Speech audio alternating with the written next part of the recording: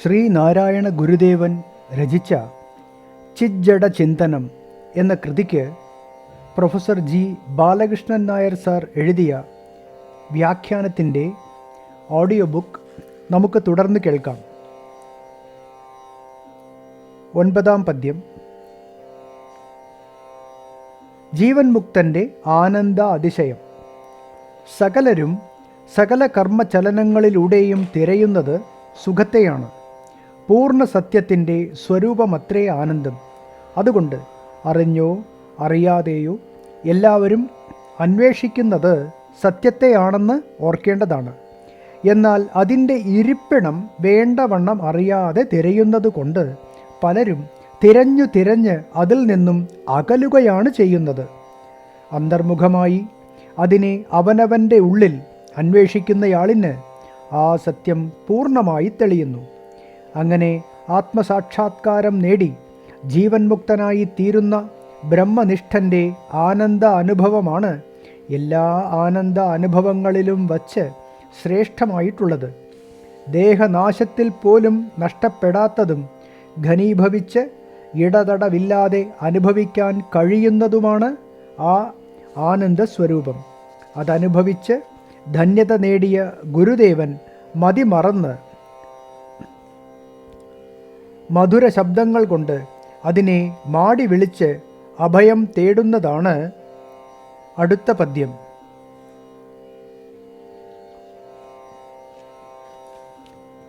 9-ാം പദ്യം.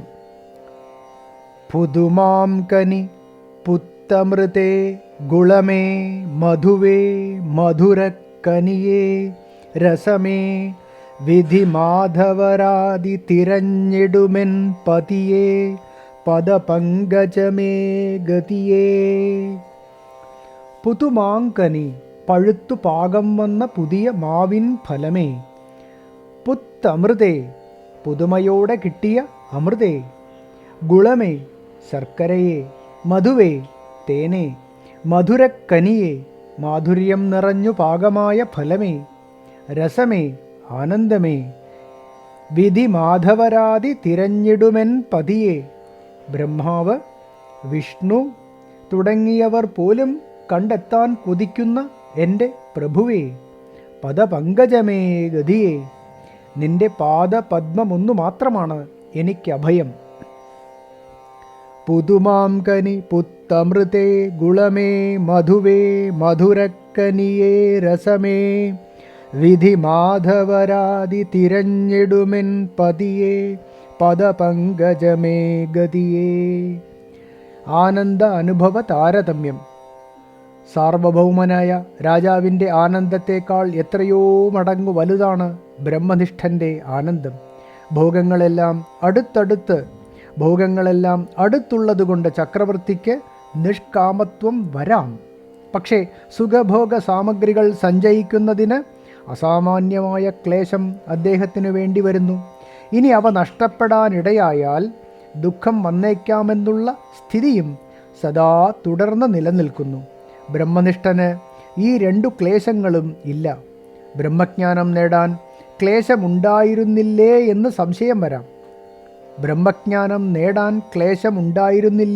സംശയം വരാം. സാധന സാമഗ്രികൾ സഞ്ചയിച്ചു സൂക്ഷിക്കുന്നത് പോലുള്ള ക്ലേശമല്ല അത്. ബ്രഹ്മജിജ്ഞാസു സഞ്ചയിക്കലല്ല നടത്തുന്നത്. മിഥ്യാസങ്കല്പങ്ങളായ ചപ്പും ചവറും വലിച്ചെറിയുകയാണ് ചെയ്യുന്നത്. ഈ പ്രക്രിയ അല്പമൊന്ന് വശമാകുന്നതോടുകൂടി തന്നെ നിരതിശയ സുഖവും ആവിർഭവിക്കുന്നു. അങ്ങനെ ആവിർഭവിക്കുന്ന സുഖം നിരന്തരം വളർന്നു വികസിക്കുന്നതല്ലാതെ പിന്നൊരിക്കലും നഷ്ടപ്പെട്ടു പോകുമെന്ന് ഭയപ്പെടാനുമില്ല.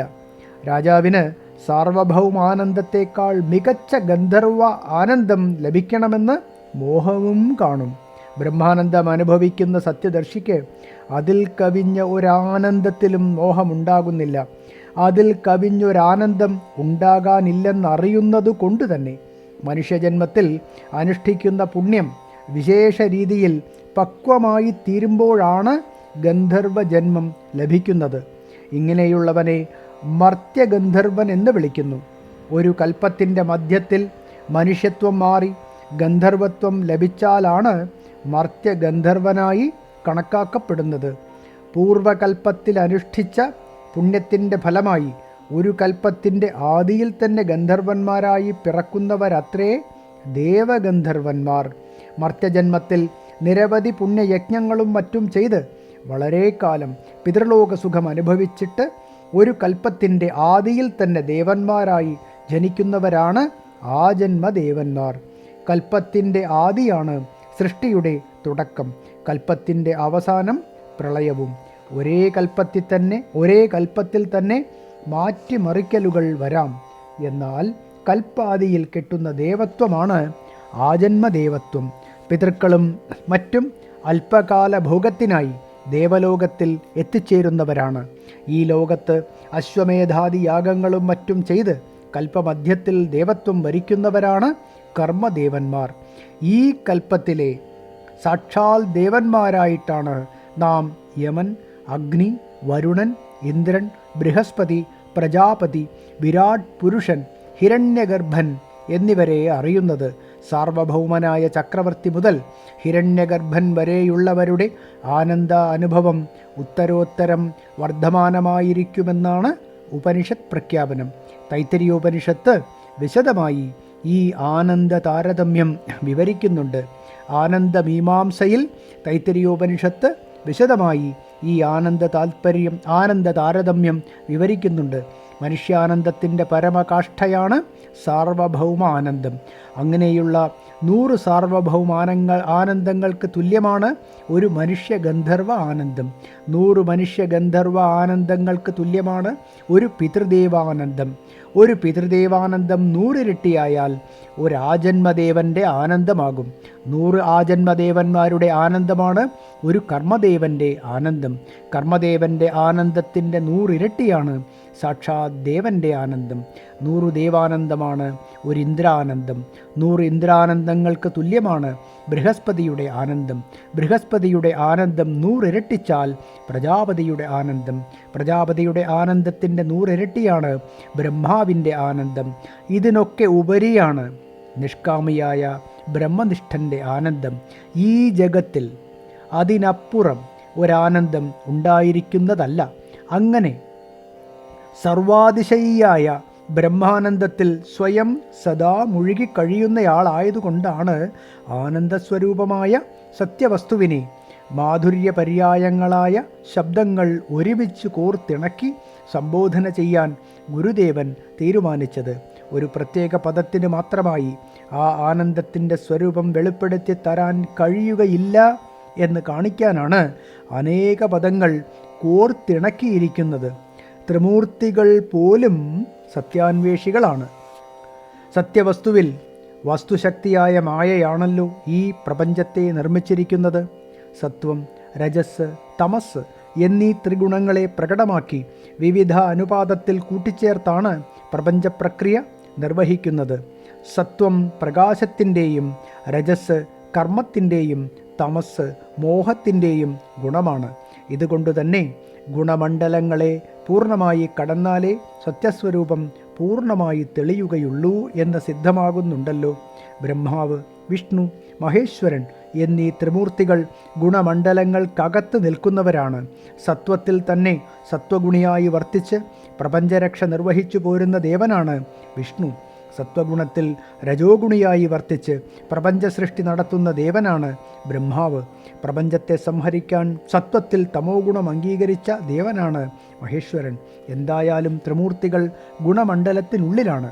പൂർണ്ണ സത്യമോ ഗുണാതീതമാണ്.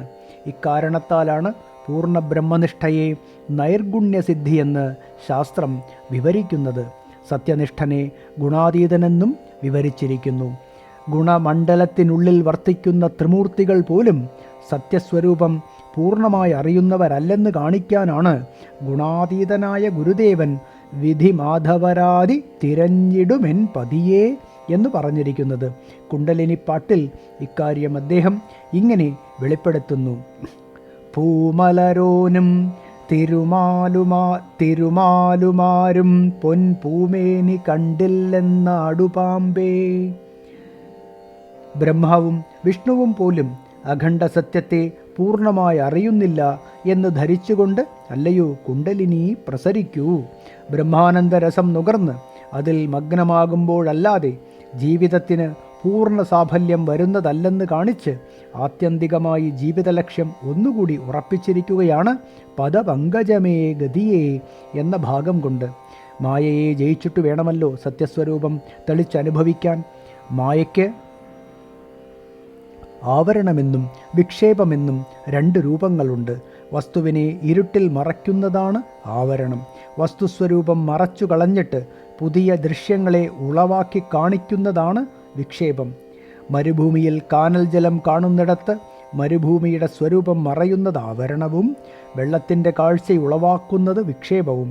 അതുപോലെ ഈ ജീവിതത്തിൽ അഖണ്ഡാനന്ദ സ്വരൂപമായ വസ്തു മറഞ്ഞു പോകുന്നത് ആവരണവും അതിൽ പ്രപഞ്ച ദൃശ്യങ്ങൾ ഉളവായി കാണപ്പെടുന്നത് മായയുടെ വിക്ഷേപവുമാണ്. സത്യത്തെ തിരയാൻ കൊതിക്കുന്ന ഒരു സാധകന് ആദ്യം നേരിടേണ്ടി വരുന്നത് മായയുടെ വിക്ഷേപത്തെയാണ്. വിക്ഷേപത്തെ ജയിക്കാൻ കഴിഞ്ഞതുകൊണ്ട് മാത്രം പോരല്ലോ, ആവരണത്തെയും കൂടി ഒഴിച്ചു മാറ്റിയാലേ സത്യസ്വരൂപം പൂർണ്ണമായി തെളിയൂ.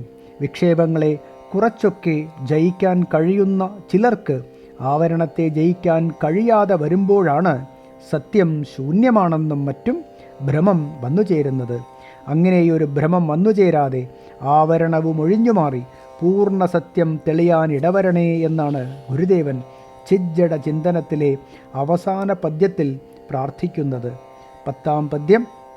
ഗതി നീയടിയന്നു ഗജത്തെ ഉരിച്ചതു കൊണ്ടുടചാർത്തിയ ചിന്മയമേ, ചതി ചെയ്യുമിരുട്ടൊരു ജാതി വിടുന്നതി നിന്നടിയന്നരുളേകണമേ.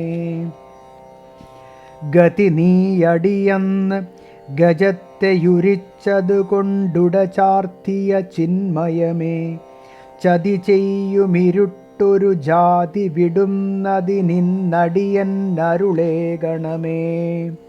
ഗജത്തെയുരിച്ചതു കൊണ്ടുടചാർത്തിയ, ആനയെ കൊന്ന് തോലുരിച്ച് വസ്ത്രം ധരിച്ചിരിക്കുന്ന അഥവാ വിക്ഷേപത്തെ ജയിച്ചിട്ടും ആവരണമണിഞ്ഞു വർത്തിക്കുന്ന ചിന്മയമേ, ബോധസ്വരൂപനായ ഭഗവാനെ, അടിയന് സംസാര ദുഃഖത്തിൽ വലയുന്ന ഈ ഭക്തന് ഗതി നീ, അഭയമങ്ങാണ്. ചതി ചെയ്യും ഇരുട്ട്, സത്യത്തെ മറച്ച് സംസാരക്ലേശത്തിനിടയാക്കുന്ന ഈ മായ ആവരണം ഒരു ജാതി വല്ല പ്രകാരവും വിടുന്നതിന്, മാറിക്കിട്ടുന്നതിന് അടിയന്, ഈ ഭക്തദാസന് അരുളേകണമേ, അനുഗ്രഹം ചൊരിയണമേ. ആനയെ കൊന്ന് തോലുരിച്ച് വസ്ത്രം ധരിച്ചിരിക്കുന്ന അഥവാ വിക്ഷേപത്തെ ജയിച്ചിട്ടും ആവരണമണിഞ്ഞു വർത്തിക്കുന്ന ബോധസ്വരൂപനായ ഭഗവാനെ, സംസാര ദുഃഖത്തിൽ വലയുന്ന ഈ ഭക്തന് അഭയം അങ്ങാണ്. സത്യസ്വരൂപത്തെ മറച്ച് സംസാരക്ലേശത്തിനിടയാക്കുന്ന ഈ മായ ആവരണം വല്ല പ്രകാരവും മാറിക്കിട്ടുന്നതിന് ഈ ഭക്തദാസന് അനുഗ്രഹം ചൊരിയണമേ. ആവരണം മാറിയാലേ സത്യം തെളിയൂ. ശിവൻ പണ്ട് കാട്ടാളവേഷം ധരിച്ച് നായാടി നടന്നതായി പുരാണങ്ങൾ വർണ്ണിക്കുന്നു. അക്കാലത്ത് അദ്ദേഹം ആനയെ വധിച്ച് ആനത്തോലാടചാർത്തിയതായും കഥയുണ്ട്. സത്യത്തെ തിരയുന്ന സാധകൻ്റെ മനോവികാരങ്ങളിൽ പെട്ടിരിക്കുന്ന ബോധം തന്നെയാണ് ആദികിരാതനായ ശിവൻ. മായയുടെ വിക്ഷേപമാകുന്ന പ്രപഞ്ചഗതത്തെ ആ കാട്ടാളൻ വേട്ടയാടുന്നു. ഗജത്തെ വേട്ടയാടിയെങ്കിലും അതിൻ്റെ തോല് ആടയായി ധരിക്കുന്നു. പ്രപഞ്ചപ്രതീതിക്ക് കാരണമായി ബോധത്തെ മൂടി നിൽക്കുന്ന അവിദ്യ ആവരണം തന്നെയാണ് ഈ ആനത്തോൽ. പ്രപഞ്ചപ്രതീതിക്ക് കാരണമായി ബോധത്തെ മൂടി നിൽക്കുന്ന അവിദ്യ ആവരണം തന്നെയാണ് ഈ ആനത്തോൽ. സ്വതേ ദിഗംബരനായ ശിവൻ ആനത്തോലുടുത്ത് പ്രത്യക്ഷപ്പെടുമ്പോൾ കാട്ടാളത്തം മുഴുവൻ പോയിട്ടില്ലെന്നാണല്ലോ അത് തെളിയിക്കുന്നത്. ആനത്തോലും കൂടി വലിച്ചെറിഞ്ഞ് ശിവൻ ദിഗംബരനായി മാറുമ്പോഴാണ് അദ്ദേഹം സാക്ഷാത് ചിദംബരനായി പ്രശോഭിക്കുന്നത്. ആവരണം കൂടി മാറിയാലേ സത്യസ്വരൂപം പൂർണ്ണമായി തെളിയൂ എന്നർത്ഥം. സംസാരവൃക്ഷത്തിൻ്റെ മുഴുവൻ ബീജരൂപമായ വാസനാമണ്ഡലമാണ് ഈ അവിദ്യാ ആവരണം. നന്മതിന്മകളെ വിവേചനം ചെയ്യാതെ മനുഷ്യബുദ്ധി രാഗദ്വേഷരൂപേണ ഉടലുന്നത് ഈ ആവരണത്തിൻ്റെ പശ്ചാത്തലത്തിലാണ്. പണിയായുധങ്ങൾ കൊണ്ട് മണ്ണ് കുഴിച്ചെടുക്കുന്നത് പോലെ ധ്യാനമനനങ്ങളിൽ കൂടി വാസനാമണ്ഡലത്തെ പൊന്തിച്ചു കൊണ്ടുവന്ന് അകറ്റേണ്ടതാണ്. പണിയായുധങ്ങൾ കൊണ്ട് മണ്ണ് കുഴിച്ചെടുക്കുന്നത് പോലെ ധ്യാനമനനങ്ങളിൽ കൂടി വാസനാമണ്ഡലത്തെ പൊന്തിച്ചു കൊണ്ടുവന്നകറ്റേണ്ടതാണ്. സങ്കല്പം, വാസന ഇവയാണ് മനസ്സിൻ്റെ രണ്ട് രൂപങ്ങൾ. നിരവധി വാസനകൾ ഒളിഞ്ഞുകിടക്കുന്ന മനസ്സിൻ്റെ അഭൂതതലമാണ് ആവരണം. നിരവധി വാസനകൾ ഒളിഞ്ഞുകിടക്കുന്ന മനസ്സിൻ്റെ അഭൂതതലമാണ് ആവരണം. അതിൽ നിന്നും പരിതസ്ഥിതിക്കനുസരണമായി വ്യക്തമായി രൂപം കൊണ്ട് ഒന്നോ രണ്ടോ വാസനകൾ തൽക്കാലം പുറത്തു വരുന്നതാണ് മനസ്സിൻ്റെ ബോധതലമായ സങ്കല്പമണ്ഡലം. മനസ്സിൻ്റെ ഈ സങ്കല്പമണ്ഡലമാണ് പ്രപഞ്ചവിക്ഷേപത്തിൻ്റെ തൽക്കാല രൂപം നിർണയിക്കുന്ന ഘടകം. തൽക്കാല സങ്കല്പങ്ങളെ ജയിച്ചാലും വാസനാമയമായ ആവരണത്തെ പിളർന്നെറിയാത്തിടത്തോളം തരം കിട്ടുമ്പോൾ നൂതന സങ്കല്പങ്ങൾ പൊന്തിവന്ന് ശത്രുമിത്രഭേദേന പുതിയ പ്രപഞ്ചവിക്ഷേപങ്ങളെ ഉണ്ടാക്കിയെന്നു വരാം. അതുകൊണ്ടാണ് പൂർണ്ണസത്യം കാണാൻ കൊതിക്കുന്നവർ സങ്കല്പജയം, വാസനാക്ഷയം, തത്വവിചാരം എന്നിവ ഒരുമിച്ച് അഭ്യസിക്കണമെന്ന് അനുഭവവേദികൾ ആവശ്യപ്പെടുന്നത്. ധ്യാനം നല്ലവണ്ണം പരിശീലിക്കുന്ന ഒരാൾക്ക് ആവരണതലത്തിൽ നിന്നും പുതിയ പുതിയ നാമരൂപങ്ങൾ പൊന്തിവന്ന് മറയുന്നത് ധ്യാനദശയിൽ അനുഭവിച്ചറിയാൻ കഴിയും. സമ്പൂർണമായ ആവരണക്ഷയം കൈവരാൻ അനുഗ്രഹിക്കണം എന്നാണ് ഗുരുദേവൻ 10ാം പദ്യത്തിൽ ഭഗവാനോട് ആവശ്യപ്പെടുന്നത്. ചിജ്ജടങ്ങളെ വേർതിരിച്ച് ചിത്തു മാത്രമാണ് സത്യമെന്ന് ഇങ്ങനെ സൂര്യതുല്യം കാട്ടിത്തരുന്ന ഗുരുദേവൻ്റെ പാദങ്ങളിൽ നമുക്ക് സാഷ്ടാംഗം പ്രണമിക്കാം. ഓം ശാന്തി ശാന്തി ശാന്തി.